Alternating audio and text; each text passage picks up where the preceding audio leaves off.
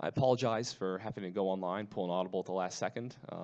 No idea that the projector was going to break, and unfortunately, every room in here was taken up. So through this presentation together at the last second, if you guys have any questions on it, we can go over it in class on Wednesday. And Wednesday, we're going to finish up the financial crisis. We'll talk a little bit about the stock market, so what it is, how you guys want to invest in it, things like that, what your investments are going to be like.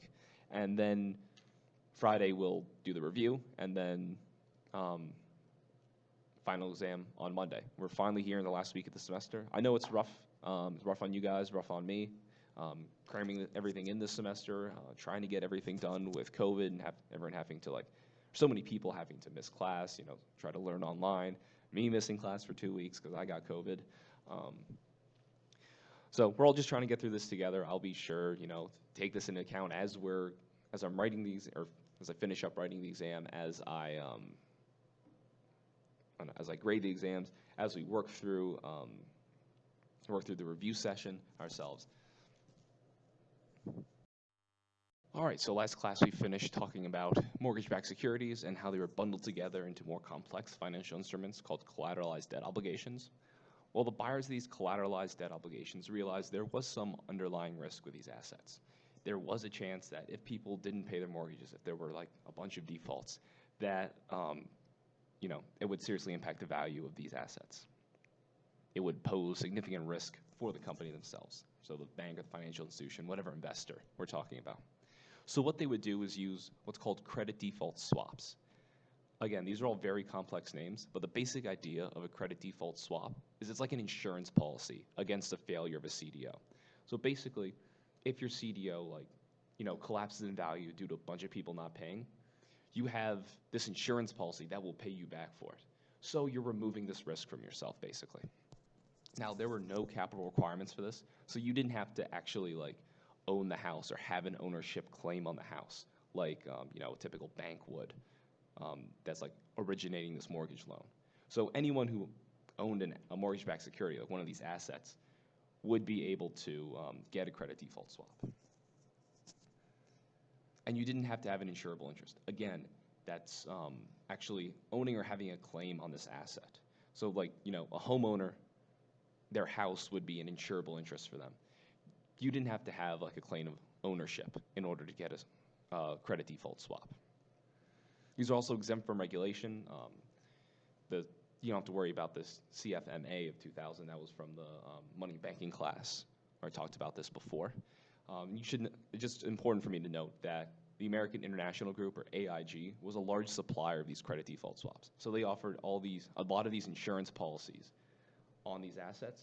So then they were in a very risky position themselves. If a lot of these, a lot of people defaulted at the same time and they had to pay money, these insurance policies, to investors that had the value of their mortgage-backed securities fall, they're going to be put in a bad position. And that's exactly what ended up happening. Now, there's been a lot of talk about how mortgage-backed securities were terrible. They should have been recognized as a terrible idea from the beginning. They've only caused bad things for our economy. But there actually was several good things about mortgage-backed securities. The first is that it made investing in the U.S. housing market much more accessible. This was both for foreign home buyers and for domestic investors. So basically, more people were able to get loans with mortgage-backed securities than without. And remember, that was the purpose of these from the beginning, that banks, instead of having a bunch of their money tied up in a residential mortgage, they could sell it to someone else, usually Freddie and Fannie. And then they got this money back, so they had more money to loan out. So more people could get homes, which, in general is a good thing. And it also reduced the risk because you could pool these mortgages together. So the people buying the mortgage-backed securities weren't just relying on one homeowner to pay back their mortgage. They were relying on, 100 homeowners to pay back their mortgages. So even if one or two defaulted, they would still make enough money. This was especially good in reducing risk because think of Loretto has one bank in town, and they make mortgage loans for landlords that own off-campus housing, maybe a bunch of professors that live around here. If St. Francis goes bankrupt and they close the university down, that's a significant risk for this bank. Odds are pretty much all the mortgage lending is going to be related to St. Francis, maybe a few townsfolk, but that's about it. So that bank faces a very strong risk if St. Francis would close down. If they were diversified, if they had, mortgages across the country or even just like across the state coming in every month, that's a way to diversify this risk. So they're not so dependent on just St. Francis. So these are two good things that come about from the creation and the increased usage of mortgage-backed securities. But again, there's also bad things. But first, there's extreme complexity with these mortgage-backed securities and the collateralized debt obligations. I don't think I need to explain to you guys that this stuff is very confusing. Even the people that are supposed to be experts at this still had some misconceptions and didn't understand everything involved. So it's very hard for both buyers and for rating agencies to assess the actual risk, to figure out, is this something that's very risky that I need a high return for it? Should I have a lot of these in my portfolio or just a little bit? And there were also adverse incentives that broke the critical tie between profits and risk-taking. All right, what does this complex, jargon-filled statement mean? Basically that banks could move risks. They could get that off, their balance sheet. They're not facing the risks anymore because they're selling these mortgages. It's their job to determine if a lender is risky or not. But if they're not the ones facing, the penalty of someone being too bad of a risk, someone defaults on their mortgage, that's not going to hurt the bank because they've already sold it to someone else.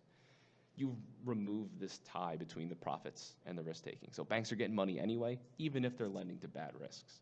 So it's going to make them worse at assessing risks. And again, this is something that we saw happen. So interest rates were very low in the 2000s, and there's a lot of reasons for this. The first was the Fed's response to the dot-com bubble. So they lowered interest rates to try to spur on the economy. The recovery from the 2001 recession is called a jobless recovery because the unemployment rate remained elevated even after GDP increased. After the economy recovered, or at least output recovered, we still had high unemployment. So that encouraged the Fed to keep interest rates low, try to spur on economic activity. September 11th, again, the Fed had to provide liquidity to the market because there was a lot of concern about what was going on. They even shut down New York Stock Exchange for over a week. There was, of course, the exorbitant privilege. Charles de Gaulle, the French president, complained about how the U.S. dollar was used as reserve currency for the world, and all the accounts were settled in U.S. dollars. All different countries kept U.S. dollars on hand. What this does is end up lowering the interest rates relative to what it would be if the U.S. dollar wasn't the reserve currency, because so many other countries hold U.S. dollars. So much the physical U.S. dollars being held outside the country puts downward pressure on interest rates in the U.S.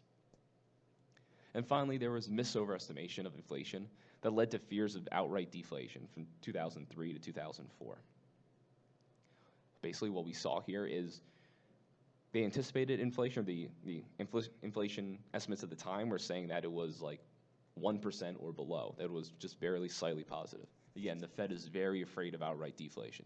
So they had, kept interest rates low to encourage economic expansion and bring back some inflation, which again is a side effect of growth. Well, it turns out that these estimates of inflation were off, and later revisions to the CPI inflation rate suggested that inflation rate was higher than they initially anticipated. So instead of being 0.5, 1%, it was 2.5%. You can see the federal funds rate at the time was, for 2003, 2004, was 1.25 and 1%.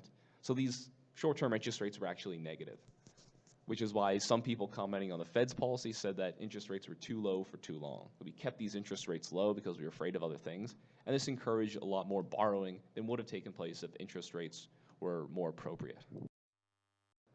Now, these low interest rates can cause a problem. Now, there's obviously implications for durable goods. If you have low interest rates, more people are going to be willing to buy cars, to buy houses, again, because borrowing costs are much lower. But it also has effects on the financial market. So investors, what they did is they chose to what's called chasing yield. Because there's these very low interest rates on safe assets, so things like treasuries where you're almost guaranteed that who's giving you this asset, paying on the underlying asset, is not going to go bankrupt. Pretty much guaranteed they're going to pay you back. So the risk is very low, so you don't get compensated that much. People shifted away from those. Again, if treasuries are paying 1%, 2% interest, and inflation is 1%, 2%, you're not making money off of that. So a lot of these investors chose to go after products that had higher yields or investments that had higher yields. Again, this necessitates going into riskier assets because, again, riskier assets have higher returns. You have to compensate people for taking that risk.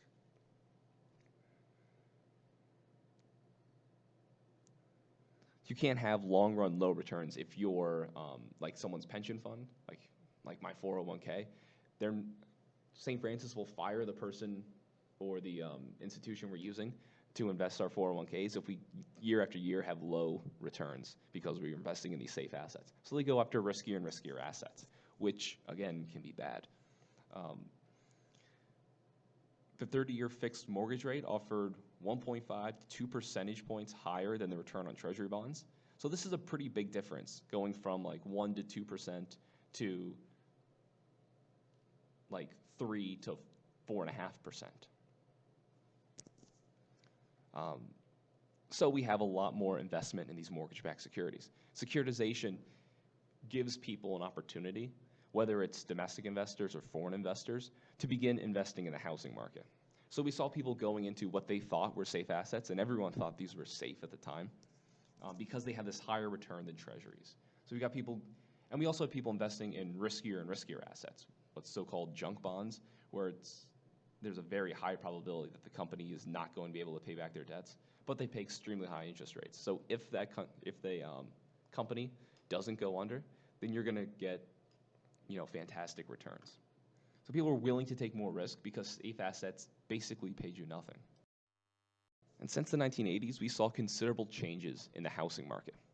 So in the 1980s, your 30-year mortgage rate, the most common mortgage rate, had interest rates of nearly 20%, and this is for like the best borrowers. If you watch the original Ghostbusters, it was set in the late 80s, so interest rates have been coming down.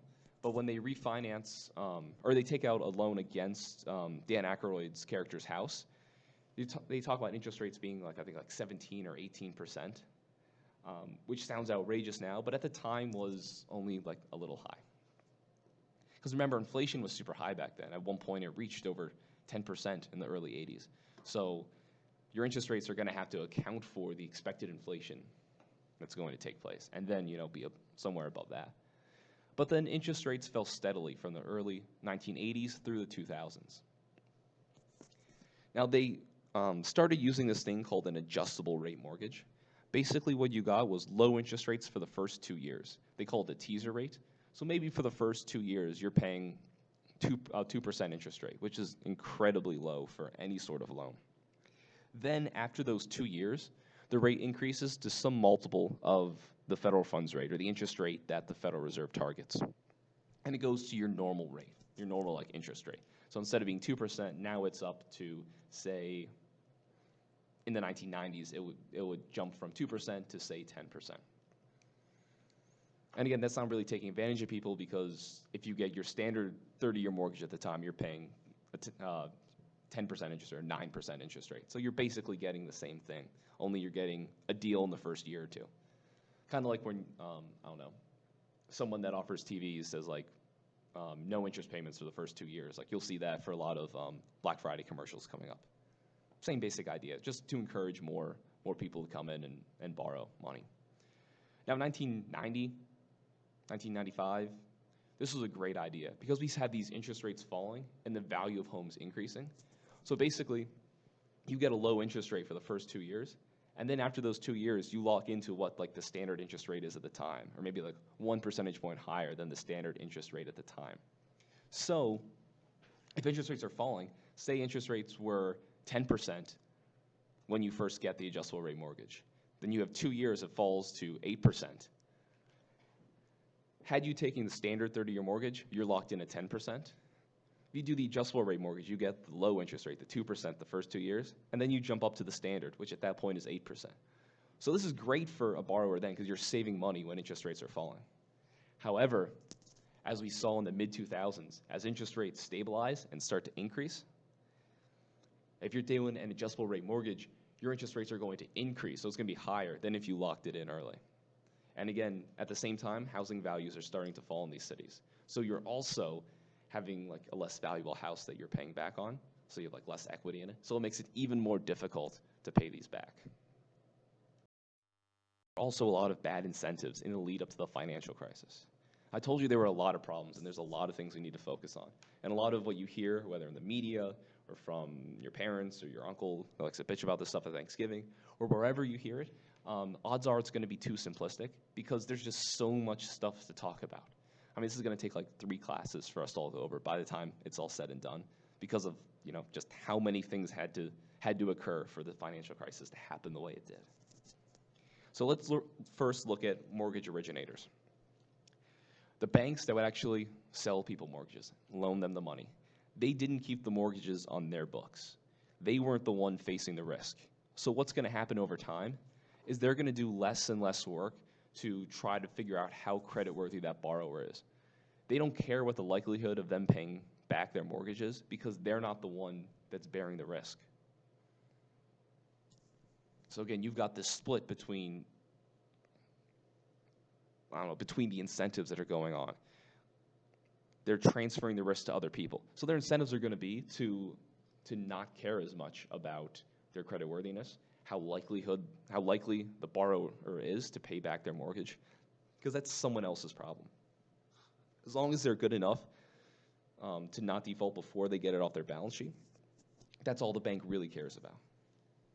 Once combined into a mortgage-backed security, again, there's a bunch of people paying off their mortgages in these securities. They're all bundled together and then sold to a bunch of people. So each person gets just a little slice of each person's mortgage. So a couple failures don't really mean that much. Next is investment banks. They sold these mortgage-backed securities to investors. So they're less worried about risk. Of course, they want people buying their assets to, have decent returns so they continue going back to them.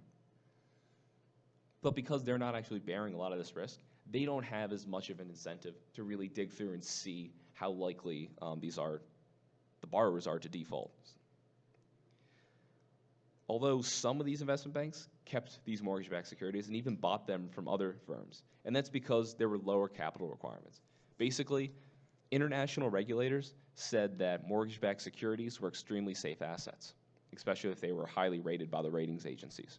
So, if banks held these, we talked about how commercial banks have reserve requirements. They need to keep 10% of assets on hand, or of deposits as cash on hand or at the Federal Reserve.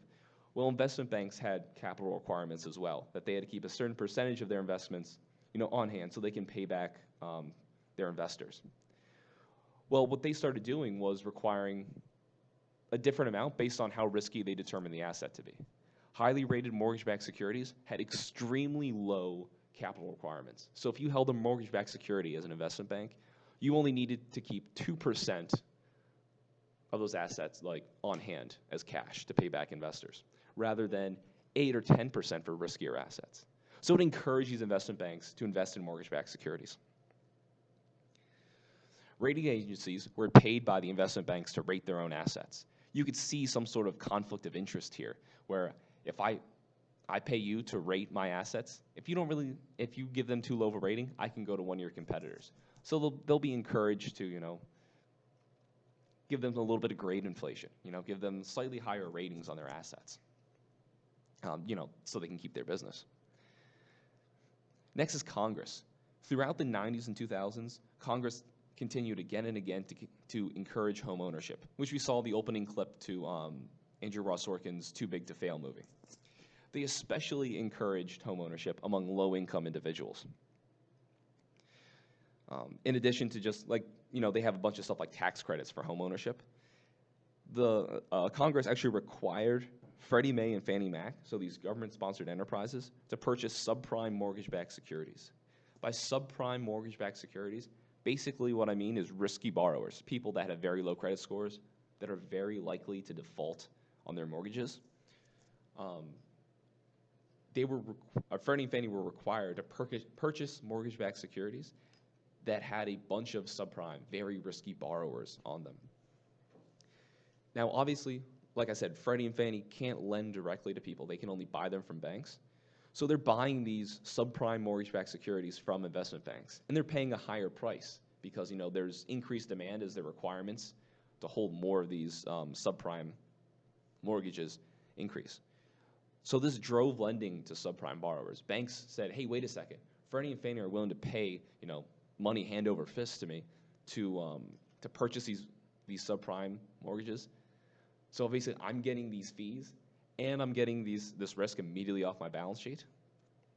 I'll do it. So banks are more than happy to lend to subprime borrowers, knowing that Freddie and Fannie was going to pay top dollar for it. And then there's also the regulators. I mentioned the lower capital requirements from the Basel Accords. There's also a so-called revolving door, where regulators come from the industry that they're regulating, and then when they're done, they eventually go back to the industry they're regulating. This may sound like a conspiracy theory, but like when I was in grad school, like in DC, I was encouraged to do this as a career path. That's what a lot of people down there do. You work in the industry for a while, you build up a bunch of knowledge, then you go work for the government and regulate them, using that knowledge you gathered over time. And of course, you get a promotion when you go from industry to government. Then after doing that for a while, you're offered a better position back in industry. And what do? You take that. You take the raise, and you go back, and you have this inner knowledge of how the government works and how the regulators work, good relationship with them. So you use that to help the company, and you go back and forth as you work your way up. So it was U.S. government policy officially to increase home ownership. I mean, this started with Clinton, it went through the Bush presidency, and both parties in Congress were more than happy to campaign and talk about how they were trying to increase home ownership, especially for lower income borrowers, people who didn't traditionally get home loans and weren't traditionally able to own homes. Clinton required Freddie Mae and Fannie Mac to increase the number of affordable, it's another name for subprime, home loans. By 2007, 55% of Freddie and Fannie's assets had to be affordable, or these subprime home loans. 55% of their assets had to be considered super freaking risky. This is a recipe for disaster. There were 27 million subprime or super risky mortgages that were likely to default in 2007. 19.2 million were owned by Freddie and Fannie. So a huge portion of these are being owned by these government-sponsored enterprises, who they're literally being required to own these assets. They're required to take these super high risks. Almost 50% of home loans in 2008 were subprime or super risky. 2/3 of them were on GSE's balance sheet, these government-sponsored enterprises' balance sheet. So this is a sign of government failure. The government basically requiring banks to take these extreme risks. So when you talk about how, like these banks are so greedy, they were trying to just make a buck any way they can, including pushing mortgages on people that couldn't pay for them. Well, there's a reason why they were doing that. They're basically guaranteed profits because the government was requiring itself to purchase these. Home values increased largely, but these were contained in cities with NIMBY regulations, which we're going to talk about in a few minutes. These weren't first-time home buyers, but they're people trading up or people buying rental properties. The average FICO score of mortgage borrowers actually increased from 713 to 721 from 2000 to 2005. And again, some said there were too many houses in the crash, including Alan Greenspan, but he's actually wrong. There was a supply problem located in these few cities where people were moving to. To underscore just how important Freddie and Fannie's role was in all this, Hank Paulson, the former Treasury Secretary, who was Treasury Secretary at the time during the financial crisis, said that Freddie and Fannie securities moved like water among all the financial institutions. So they were all tightly tied together. And Freddie and Fannie dominated the mortgage market. And like I said, 19.2 million of the 27 million subprime mortgages were owned by Freddie and Fannie. Jim Cramer, he's the guy who, the bald guy who rolls up his shirt sleeves on CNBC and yells at people about the stock market. He said about the Fed, they're asleep, they know nothing.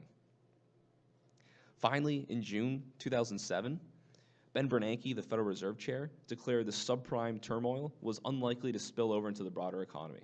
And it took till August for him to realize this mistake. Because the subprime market was so large and because so many financial institutions had invested in them, the turmoil in these markets were bound to spread to the broader economy. Then again, that's easy for me to say. I have the benefit of hindsight, and Ben Bernanke didn't. So here we have the Case-Shiller Housing Price Index. Basically what it does is it shows U.S. residential real estate prices. How it does this is it tracks the change in the value of residential real estate, so where people are living, not commercial properties.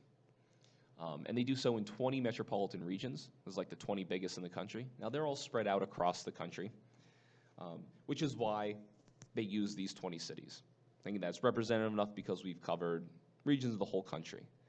Another problem is that if you picked cities within the United States, like, just random cities here and there, I mean, like smaller random cities, so like Loretto, Altoona, things like that, you can pick very unrepresentative houses if you're just picking one or two at random. I mean, imagine if you tried to compute the Loretto housing value and you accidentally picked the Schwab Manor randomly.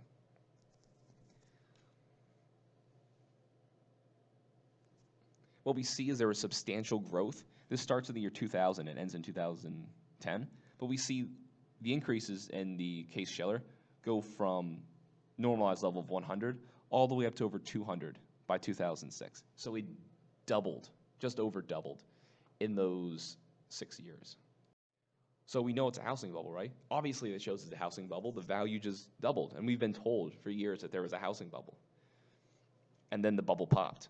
We saw a substantial decrease then after 2006.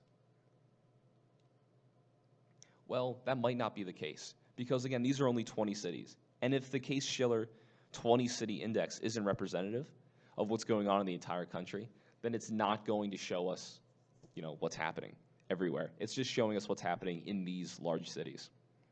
So here's the CPI, just the housing component of the CPI. So it's just showing the value of residential homes. And this is all urban consumers. So this is all across the country.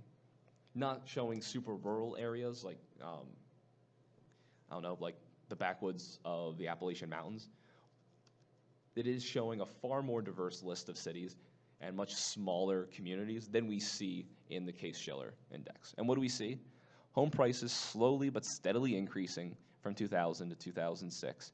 And then when the value of the Case-Shiller index falls in stabilizes in 2006 and then falls by 2007 through the financial crisis, we see it continue to increase here until 2008, late 2008, and then we see it level off. Here's a comparison of the rate of change for the Case-Shiller index and the CPI. We can see the percentage change from a year ago for the Case-Shiller, as shown in red, is up above 15%, 2004, 2005, 2006.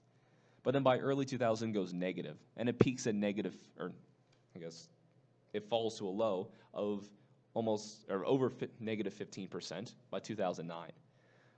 So this is very consistent with the idea of a bubble.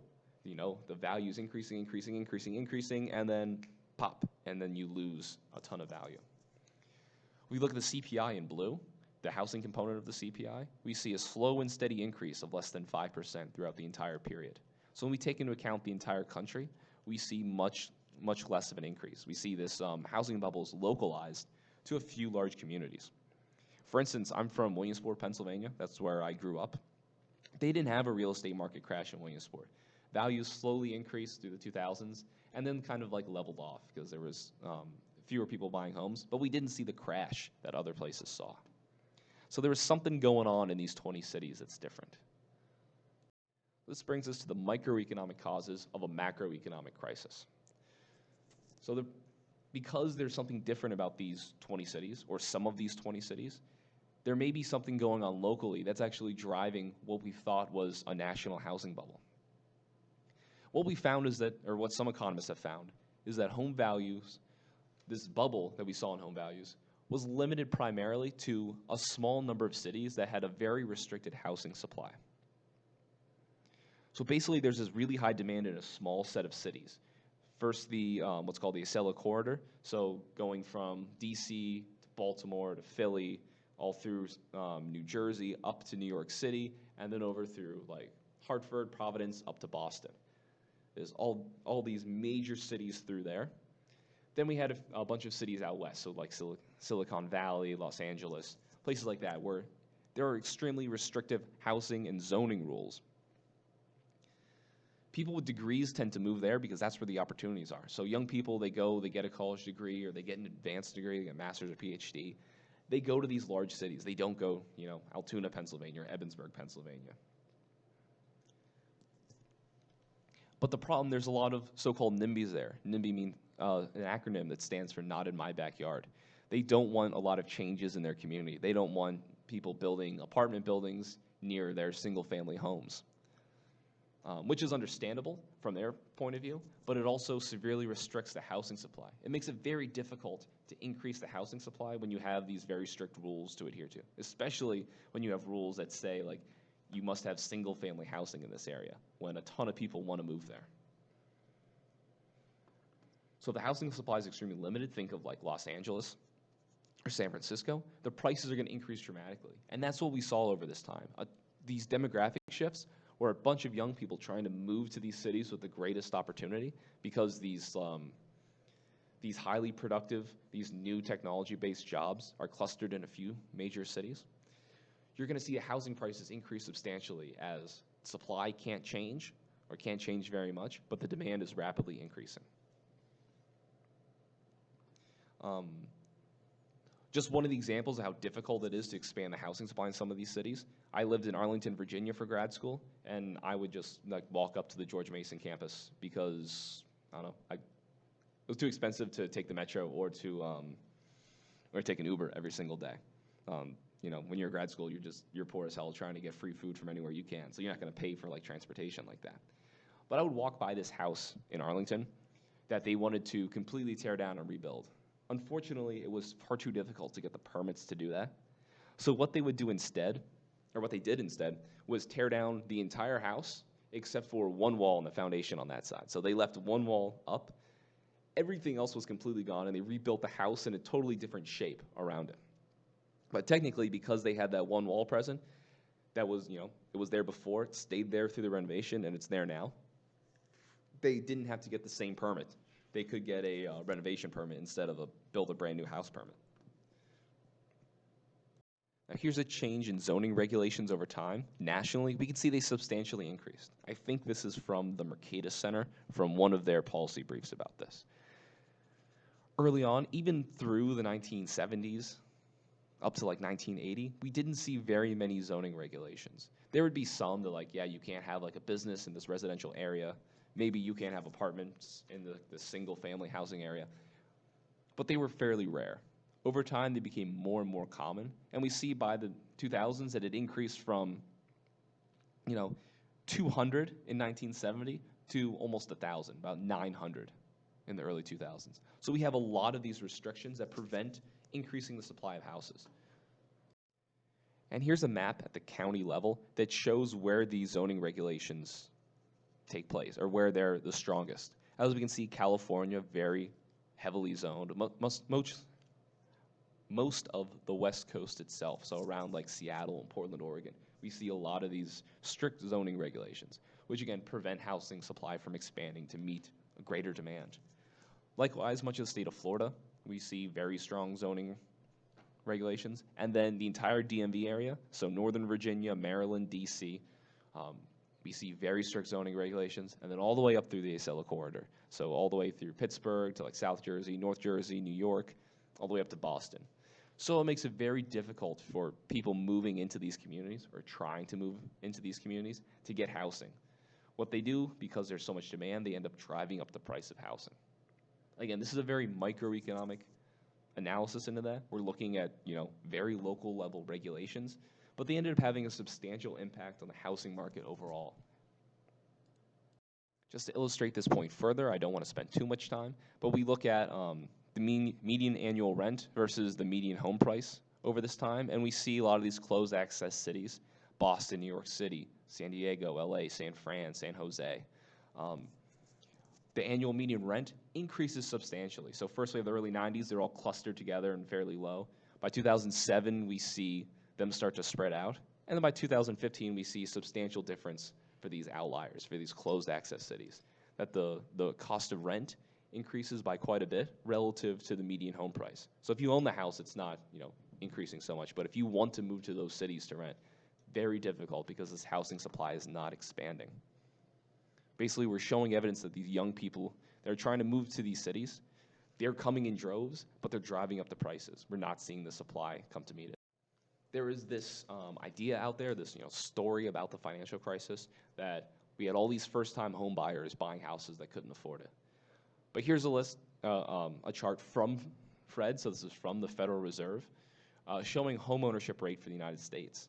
During the housing boom, it looks like it increased fairly substantially, but it only moved from about 67% to peak about 69.1%. So we're talking about 2 percentage points, the increase. So home ownership isn't changing remarkably. We're having roughly the same percentage of people in the population owning homes.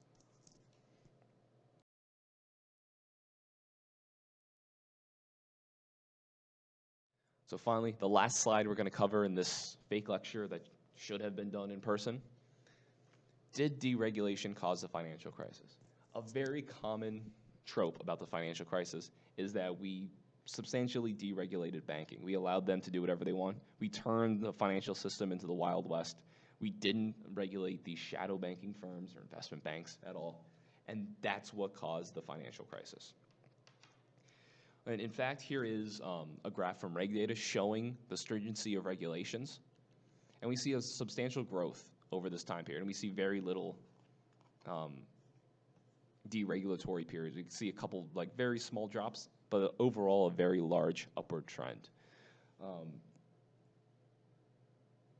So the basic idea of Reg Data is they go through all the federal regulatory codes, which are too long for one person to read and try to figure out what these actual regulations are or how stringent they are. So what they do is use a machine learning algorithm to go through and pull out the words that place a requirement on people. So words like shall or must or may not, words that they believe show that, place a new requirement on someone. So we can see generally this is just substantially increasing over this time period. Now there was some deregulatory measures that ended key rules during this time. So for instance, there was the removal of the Glass-Steagall Act, which was passed in response to the Great Depression. What Glass-Steagall did was split investment banks and commercial banks. So if you were a commercial bank, you were taking deposits from regular people, and you were using those to make loans, you could not invest in assets for a long time. You couldn't function like an investment bank. And if you were taking people's investments, so you were acting like an investment bank, you could not take people's deposits. So you couldn't have checking accounts. Because they were considered too risky to do together, it was forbidden for a long time. But in the 90s, this was removed. So while the overall stance of regulation became much more strict, what we see is there were some specific things that were removed. So possibly removing those particular restrictions, preventing certain activities, may have been the catalyst for the crisis, but an overall deregulatory environment wasn't. Because you could see over time, there were just more and more regulations being heaped on these banks.